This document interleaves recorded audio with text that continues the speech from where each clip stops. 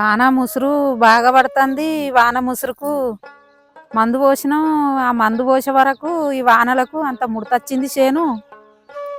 ఈ ముడతచ్చి మందు కొట్టినా కూడా పోలేదు ఈ వానకు. మరి ఈ ముడత పోకుంటే ఈ చేను నష్టమయ్యేటట్టే ఉన్నది. ఈసారి ఈ వానలు బాగా కొడుతున్నాయి. అప్పుడేమో వాన పడపాయ చేను లేవపాయనని అనిపించింది. ఇప్పుడేమో కొద్దిగా చేను లేచే వరకు బాగా వాన పడి అంత ముడత రోగం వచ్చింది.